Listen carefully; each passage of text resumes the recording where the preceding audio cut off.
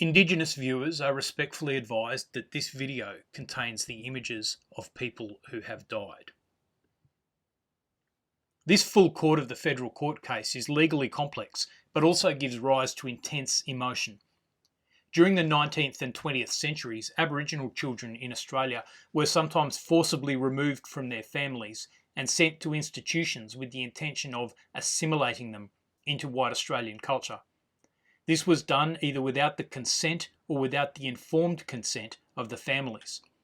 The children were often sent to state-run or church-run institutions where they were often terribly mistreated.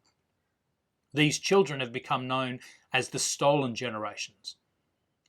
In this case, two members of the stolen generations, Lorna Cubillo and Peter Gunner, sued the Commonwealth government for a range of things based primarily on false imprisonment and on breach of duty of care. All of their actions ultimately failed on a range of technical grounds as well as on some factual grounds. However, the case is somewhat frustrating because the court never really dealt with the elephant in the room, which was the simple concept that taking these children was wrong. One of the technical points which was considered, the technical point which makes the case important for law students, was the question of whether the Commonwealth had a duty of care to the children and whether it breached that duty by taking them from their parents.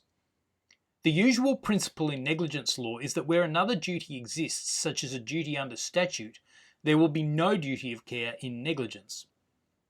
That was the case here. For better or for worse, and in this case clearly for worse, the elected government had a policy, and that policy was being implemented. The full court agreed with the primary judge who had said the ability of a court to review a policy decision will only be available in rare cases.